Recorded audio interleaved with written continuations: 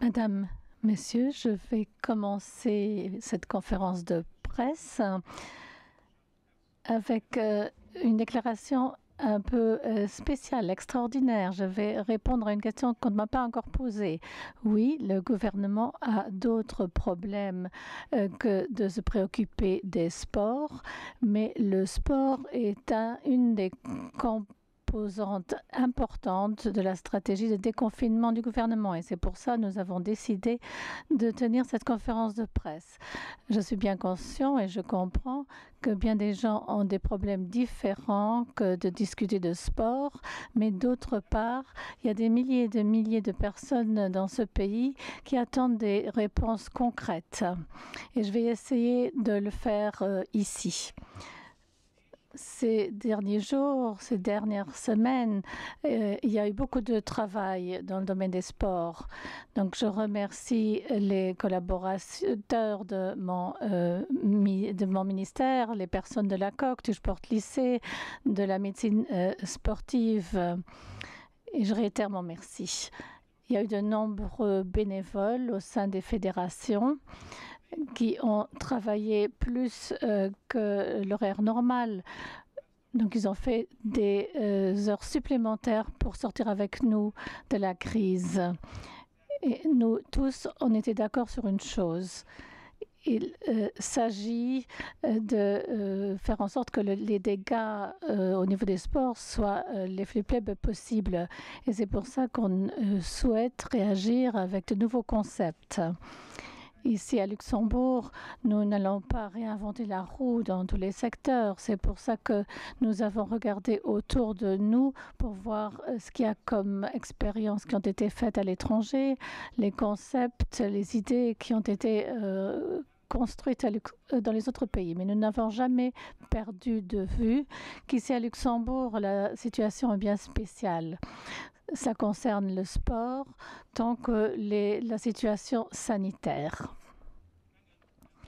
Je pense que nous savons qu'à Luxembourg, nous avons un degré d'infection relativement élevé ici.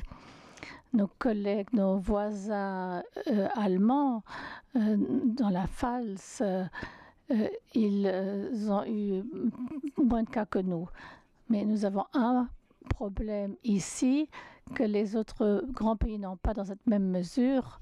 Si ici à Luxembourg, un hotspot d'infection se déclare, on n'a pas les mêmes régions dans lesquelles les autres pays peuvent se retirer. Donc c'est pour ça que tout le gouvernement a suivi à mot d'ordre le principe de précaution, la prudence est par-dessus tout. Et nous savons tous qu'une fois que la bataille est gagnée, tout le monde veut être général et tout le monde veut savoir comment on aurait pu mieux faire. Si on nous reproche aujourd'hui qu'on était trop prudent, alors on peut assumer ce reproche.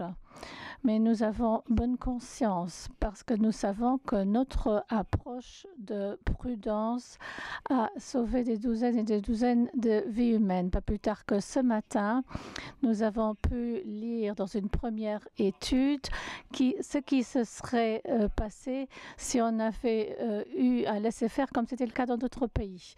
À ce moment-là, on n'aurait pas eu 100 décès, comme c'est aujourd'hui le cas ici, mais nous aurions eu des milliers de décès dans ce pays.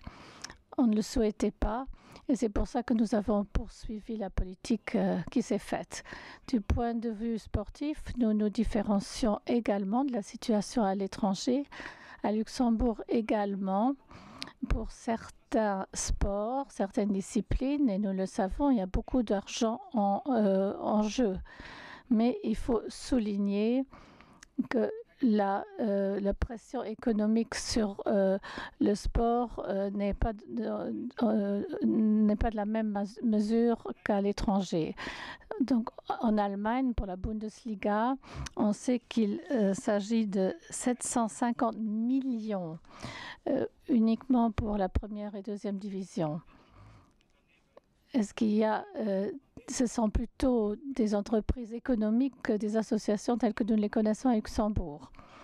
Si en Allemagne, il y aura bientôt des jeux, alors il faut se poser la question, est-ce qu'il ne s'agit pas de faire de l'argent plutôt que de jouer au ballon? Nous ne sommes pas dans cette situation à Luxembourg. Les fédérations sont libres de prendre leurs décisions. Il n'y a pas de pression politique et il n'y a pas de pression économique. Le Grand-Duché, nous pouvons être fiers et ces fédérations ont été orientées dans toutes leurs décisions par une appréciation très humaine et avant tout par le principe de la protection du sportif, de l'accompagnant et de l'entraîneur. Et cette directive est venue des fédérations elles-mêmes, ça n'a pas été imposé. Elles l'ont fait de leur libre choix. Ils ont décidé de leur propre gré. Donc c'est une raison de plus pour laquelle, en tant que ministre des Sports, nous pouvons être fiers de ces fédérations. À côté du sport en fédération, il y a le sport de tous les jours. C'est chacun pour soi qui fait du sport dans une forme non organisée en vue de son bien-être. Et je veux signaler que, contrairement à ce qui se passe à l'étranger, un certain nombre de disciplines de sport n'ont jamais été interdites ici à Luxembourg, malgré la situation sanitaire particulière dont j'ai parlé tout à l'heure. À partir de lundi prochain, et nous nous en réjouissons, nous pourrons entamer un nouveau pas vers l'avant.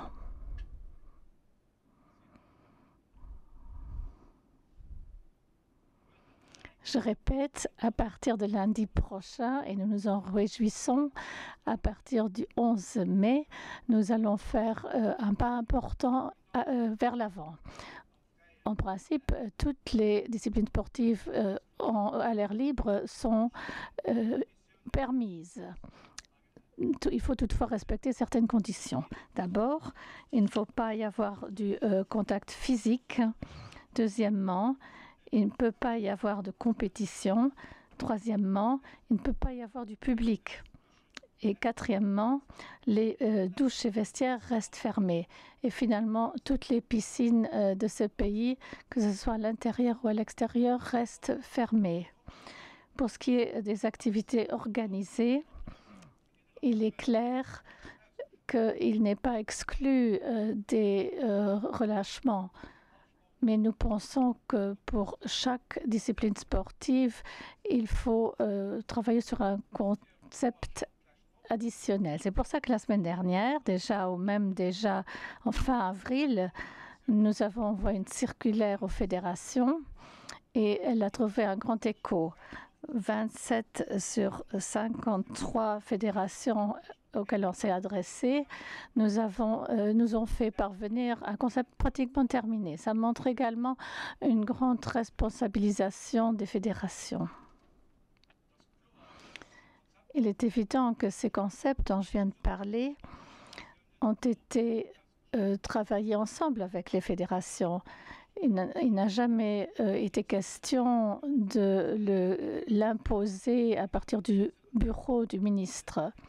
Mais nous avons bien travaillé en collaboration avec les fédérations. Il est évident que nous avons également consulté le COSL et les médecins de sport, ainsi que les personnes du ministère. Nous les avons intégrés dans l'élaboration du concept. Je pense qu'on va réussir. On va devoir donner une base réglementaire à tous ces concepts. Ce serait en tout cas mon souhait. Vous savez, dans les sports, on travaille beaucoup avec des personnes disciplinées qui savent qu'il faut protéger la santé. Et ce souhait a également été communiqué et partagé avec toutes les fractions dans la Chambre ce matin. J'espère que ces recommandations vont être acceptées telles que nous le souhaitons, pour que si bien qu'on ne doit pas émettre des règlements. Mais si nous ne réussissons pas à le faire, alors on élaborera des règles très claires. Le premier mot d'ordre, c'est toujours la protection des athlètes. La santé est au-dessus de toutes les autres considérations. Dans cette même approche, nous avons décidé de réouvrir la coque qui s'est ouverte déjà le 4 mai pour les athlètes d'élite. Nous allons faire de même pour la réouverture du lycée sportif qui s'est également ouvert déjà le 4 mai pour les classes de première et à partir du 11 mai, les autres classes rentreront également. En pratique, pour le sport lycée, le lycée des sports, nous allons avoir une dérogation. Si en général, on dit que jusqu'à la fin de l'année académique, il n'y aura pas de sport dans toutes les classes, ce sera différent pour le sport lycée. À partir du 18 mai, il y aura un programme sportif spécial qui sera mis en route. Les conditions qui devront être respectées et les conditions du déroulement ont été élaborées ensemble avec les fédérations. Et là encore, la protection des athlètes, des professeurs et des entraîneurs a été notre premier objectif. Avant de passer aux détails de comment ça s'est passé à la coque et aussi dans le lycée des sports, j'ai encore une petite remarque. Le gouvernement peut et a décidé que chaque infrastructure sportive reste fermée. Mais le gouvernement ne veut pas décider que si à partir du 11 mai, il y a possibilité d'ouvrir, alors elles seront ouvertes. Le dernier mot incombe aux propriétaires. Dans de nombreux cas, ce sont les communes, mais dans de nombreux cas, les infrastructures sportives appartiennent également à des privés.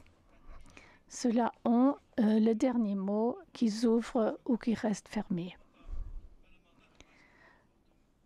Ce n'est pas pour ça que nous souhaitons reporter notre responsabilité à d'autres, mais nous voulons nous tenir à la loi existante. D'une part, la loi communale qui détermine clairement les prérogatives des communes et d'autre part, le droit privé et de propriété de tout un chacun. À partir du 4 mai, je l'ai déjà dit, pour les sportifs d'élite, il y aura des entraînements à la coque. C'est permis. Expliquons un peu comment se fait la sélection des 25 athlètes qui peuvent profiter de cette possibilité. Cette sélection s'est faite uniquement par le COSL, ensemble avec le LIPS et les fédérations.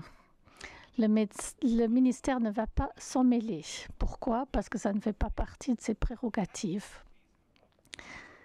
Par contre, la reprise technique a été préparée depuis des semaines entre le LIPS, le COSL, les médecins du sport, la COC et les personnes du ministère, bien entendu. Là également, le premier principe, c'est toujours la sécurité.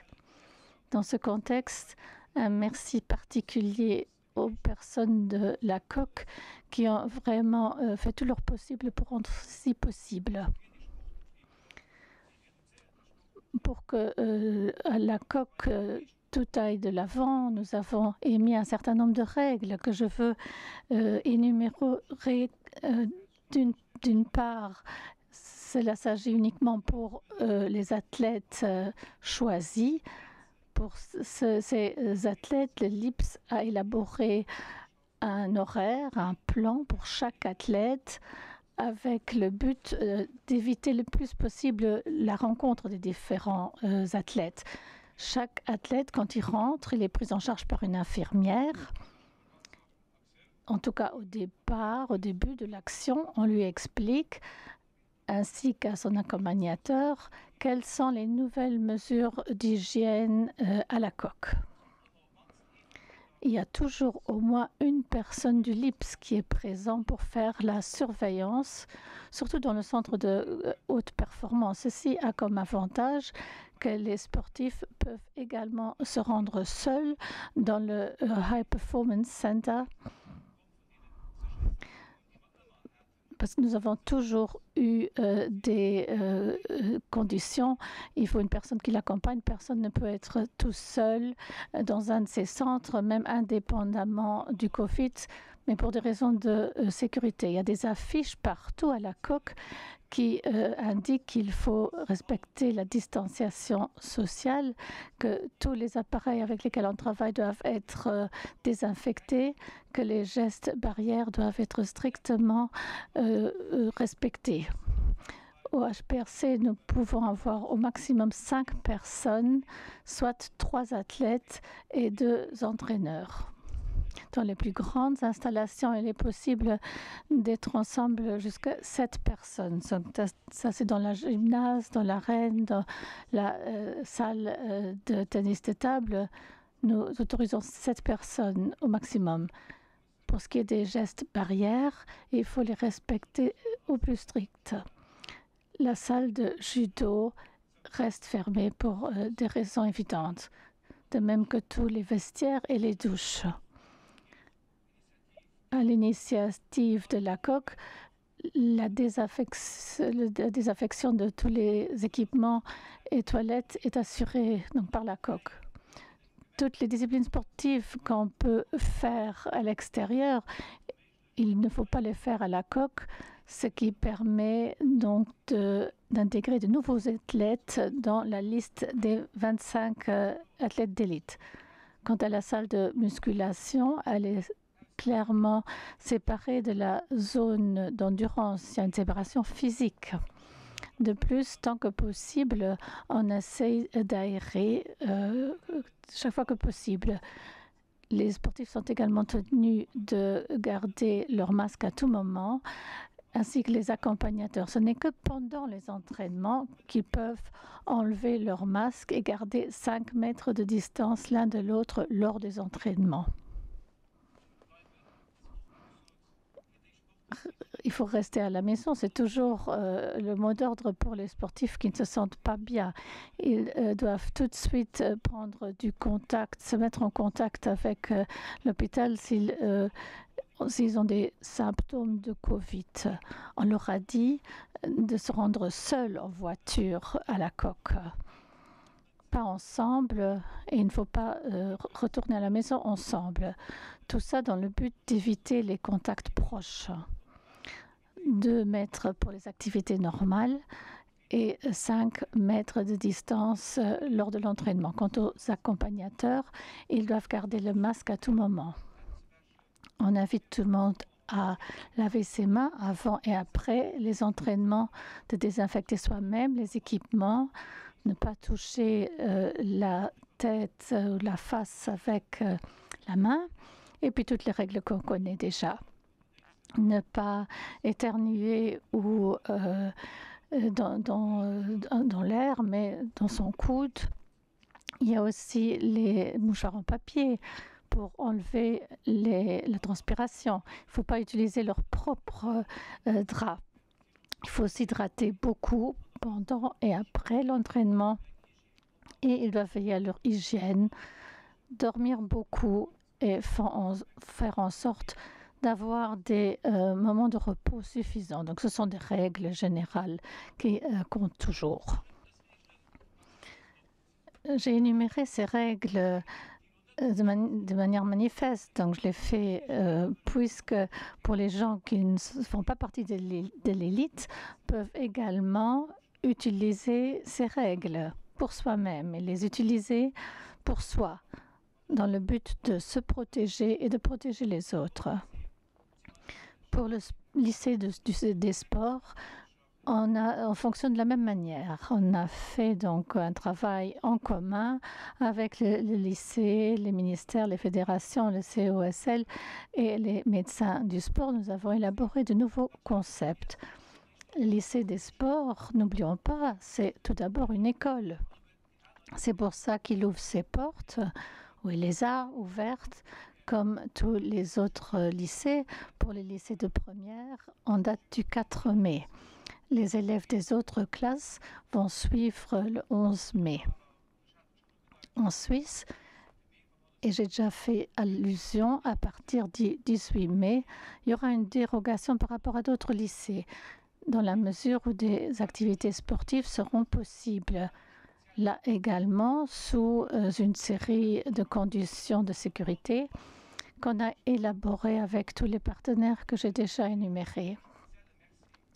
Grand merci encore aux fédérations qui ont fait preuve de beaucoup de responsabilité pour réaliser ceci. Au lycée des sports, il y a 19 disciplines et 16 fédérations sont impliquées. Chaque discipline a pratiquement un concept à part. Ce n'est pas possible de les énumérer tous ici. Toutefois, je veux dire que nous avons fait une différenciation générale. Il y a 3 catégories. Ceux avec un risque minime, risque moyen et les disciplines avec un risque élevé. C'est pour ça que je vais vous donner 3 exemples. Je vais vous donner le volley qui est à niveau faible. La distance qui doit être respectée, c'est 5 mètres par rapport aux autres joueurs. Il peut y avoir maximum 4 joueurs dans une pièce. Un entraîneur ne peut s'occuper que de 2 joueurs. Toujours les mesures d'hygiène. Chaque joueur reçoit ses propres volets et on l'invite à jouer qu'avec cela. Et il peut y avoir que 2 joueurs par terrain. Deuxième discipline, prenons le basket. C'est un niveau de risque moyen. Là aussi, il faut respecter la distance. Sans entraînement de mètres de distance, maximum, au maximum autant de joueurs qu'il y a de corbeilles à basket. Donc, une corbeille par joueur. Et chaque joueur a sa propre balle. Il ne peut pas y avoir de mélange avec d'autres groupes. Il faut désinfecter les ballons. Il ne faut pas jouer des matchs, même pas 1 contre 1 ou 2 contre 2. On ne peut pas entraîner. Donc, on peut travailler avec le shooting gun. Troisième discipline avec un risque plus élevé.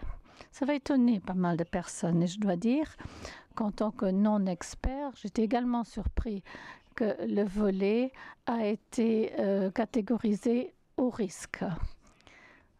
Ainsi, dans le lycée des sports, on ne peut pas s'entraîner pour le volley.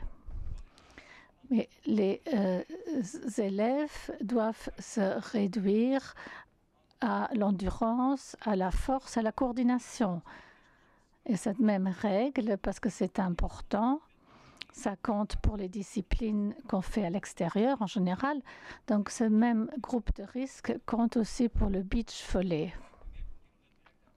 Une remarque générale qui n'a rien à voir avec le lycée de sport. Pour revenir au lycée des sports, je veux dire ce qui se fait comme sport, ça sera facultatif. Personne ne sera obligé de faire ces activités. Et ces activités auront lieu en dehors de l'horaire normal. L'horaire normal a été réduit de 8 heures du matin à 12h25 après-midi. Ensuite, il y a donc les cours facultatifs. Les sportifs peuvent s'adonner à leurs activités sportives en 2 groupes. D'une part, de 13 à 14 ou de 14h30 à 15h30. Donc, c'est clair que pour les élèves qui ne sont pas encore majeurs, il faut l'accord des parents. Le lycée des sports nous a confirmé il y a une demi-heure que les parents vont tous être contactés à cet effet. Il est important que pour toutes ces règles spéciales que nous élaborons, que les règles générales du confinement soient également respectées. Ensemble avec le CESL, le ministère a élaboré une liste de 32 disciplines qui sont normalement pratiquées dehors. Vous pouvez avoir cette liste sur le site du ministère des Sports. Mais je veux souligner ici que ça ne veut pas dire que toutes ces disciplines peuvent être faites à l'extérieur sans problème. Il faut lire quelles sont les recommandations particulières par discipline. Il faut se référer au concept des différentes fédérations. C'est pour ça que je réfère encore au concept. Il incombe tout un chacun de gérer ces nouvelles libertés comme il l'entend. En général, je souhaite dire qu'à court terme, nous allons donc sortir des concepts pour toutes les fédérations et les mettre ensemble. Et une fois qu'on les aura toutes, ce sera une bonne disposition pour faire un pas de plus vers le déconfinement. Ça dépendra, bien entendu, on le sait tous, de la situation sanitaire. Une fois qu'on pourra faire ces pas, ces démarches, c'est également uniquement parce que c'est possible suite à une grande discipline dans cette société. Si ce n'avait pas été le cas, nous n'aurons pas pu publier ce que nous publions aujourd'hui. Dès le départ, nous avons misé davantage sur le sport que les autres pays. Je l'ai déjà dit, un certain nombre d'activités qui étaient interdites dans d'autres pays étaient permises dans ce pays. Nous avons un site internet, activetohim.lu. Nous avons mis en place. C'est un grand succès. Il y a eu plus de 45 000 clics, plus que 170 000 pages qui ont été appelées. À toutes les personnes qui ont contribué, un grand merci. Et je remercie tout particulièrement les sportifs bien connus dans ce pays qui ont collaboré également. Ce matin, lors de la commission sportive, j'ai expliqué que c'est certain que nous allons continuer ce site même au-delà de la pandémie. Je vais également rappeler le grand nombre de personnes qui font du sport à l'extérieur et qui ont fait ce sport à tout moment de la pandémie. Ça prouve que le sport est bien ancré dans notre société et on peut être heureux de cette situation en tant que ministre des Sports. Merci et je suis prêt à répondre à vos questions.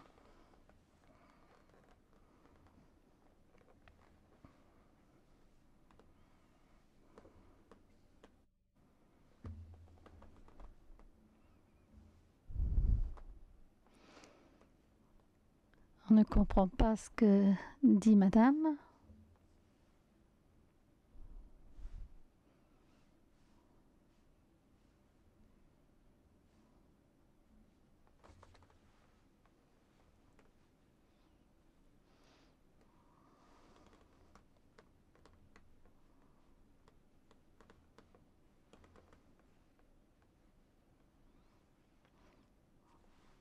Madame parle toujours. Je pense que le micro n'est pas allumé. Voilà. Donc là, il y a une deuxième question concerne les jeux militaires. Donc l'année dernière, il y avait peut-être des athlètes qui ont été infectés lors de certains jeux. Donc il y a une question. Est-ce que vous voulez vous faire analyser également pour voir si vous avez développé des anticorps, pour savoir si ces jeux militaires ont joué un rôle dans la propagation, même s'il y a eu des discussions sur les origines? Est-ce que vous pensez faire ce genre de choses? Est-ce qu'il y a des discussions avec l'armée à ce propos? Première question, ça... c'est au sujet des centres de fitness. Il n'a pas été décidé par des raisons générales, spécifiques, que ça a été fermé. C'est sur la liste de tous les commerces.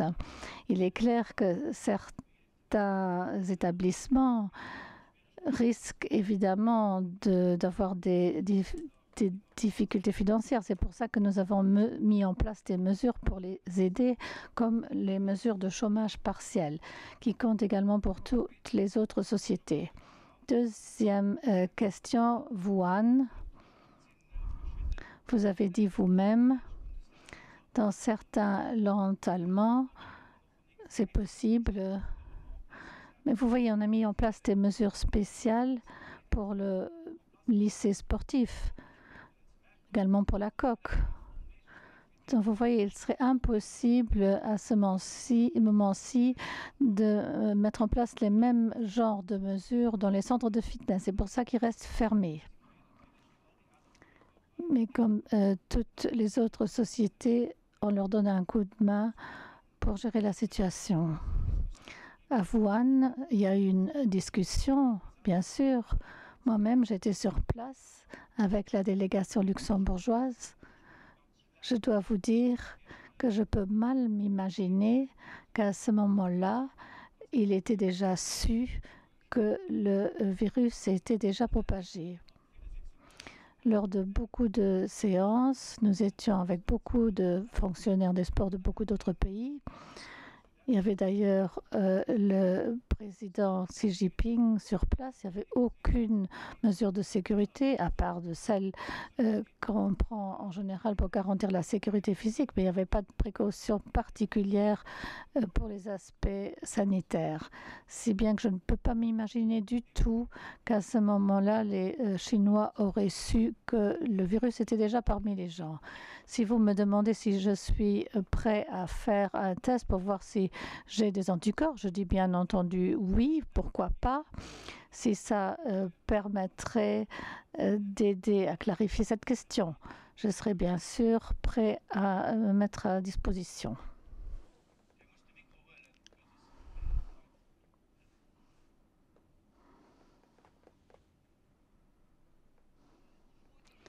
La question que j'avais également posée par rapport aux athlètes qui étaient là-bas, est-ce qu'aujourd'hui, on pourrait faire des analyses sanguines pour trouver des anticorps chez eux? Et est-ce qu'il y a des discussions avec l'armée à ce sujet? Ce n'est non seulement l'armée, mais également le gouvernement. Ici, nous sommes dans un pays où l'armée a toujours un ministre. On a posé une question parlementaire d'une députée. On va y répondre à court terme. Et si ceci est un élément qui va apporter davantage de clarté, je ne vais pas l'écarter, mais avec l'accord de chaque sportif, bien entendu.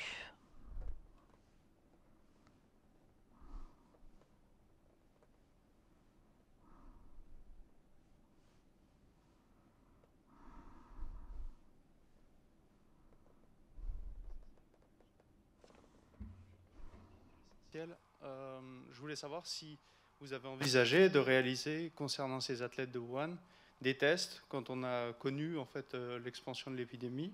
Si vous avez pensé à ce moment-là que c'était nécessaire de les tester aussi, comme vous qui étiez présent, ou si c'est seulement maintenant en fait que la question se pose.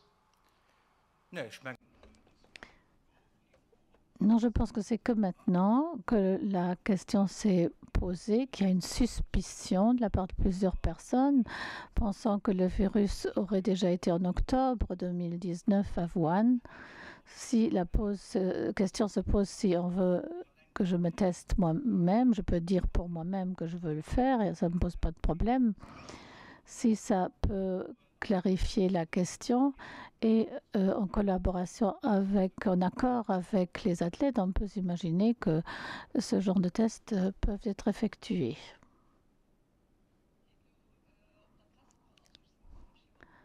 Je suis Carole Schimmer de la radio 100,7. Vous avez dit tout à l'heure qu'il y a beaucoup de détails, qu'il y a également des personnes privées qui peuvent s'y tenir. Mais comment voulez-vous informer les personnes? C'est très complexe.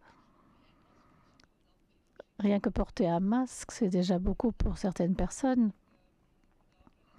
Comment comptez-vous faire Pensez-vous faire une campagne d'information?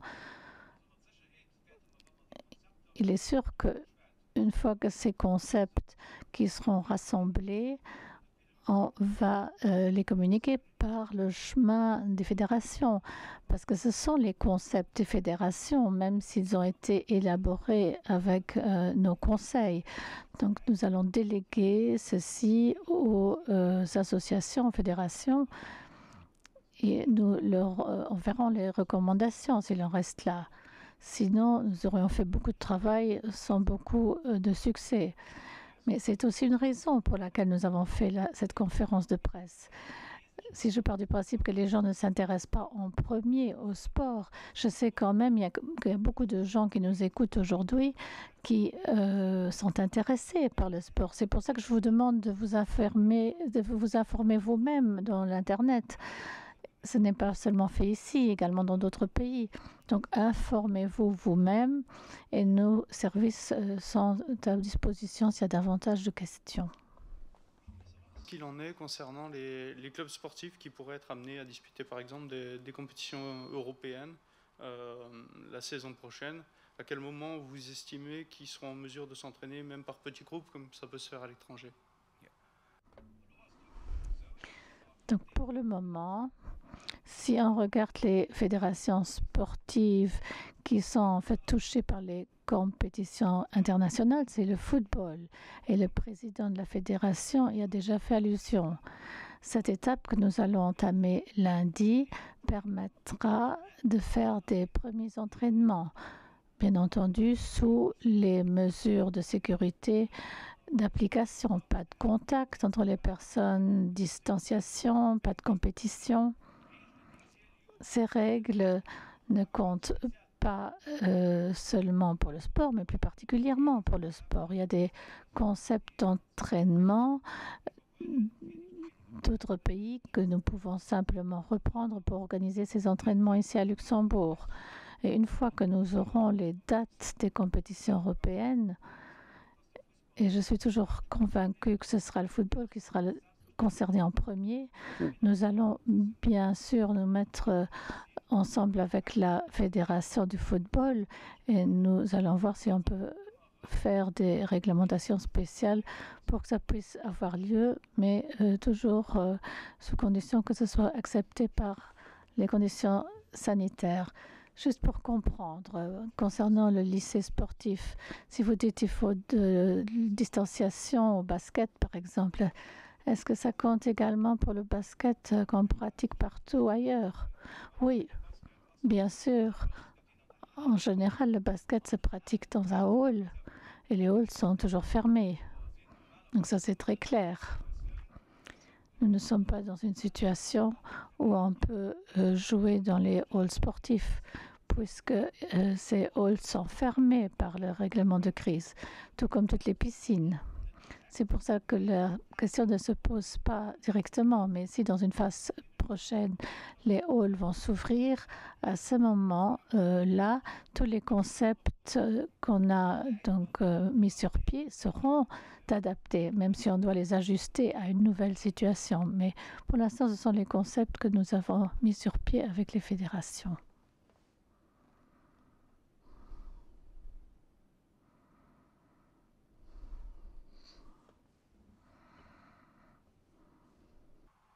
Est-ce que vous avez eu l'impression que les activités sportives ont augmenté justement pendant le confinement?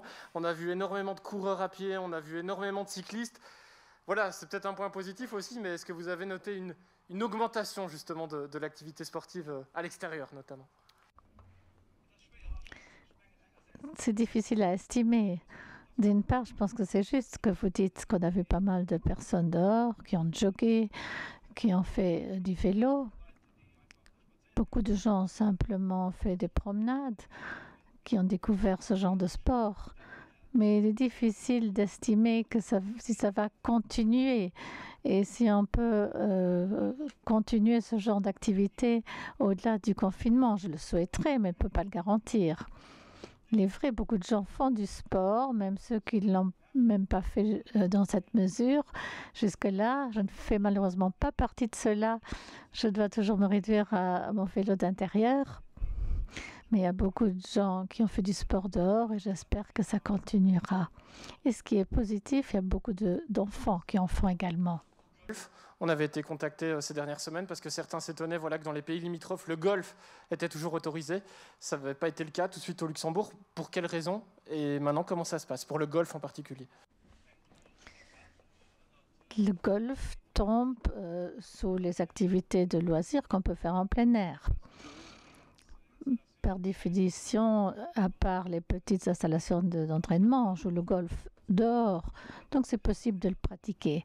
Mais c'est réduit aux activités de jouer au golf. En d'autres termes, le restaurant et le clubhouse seront restés fermés.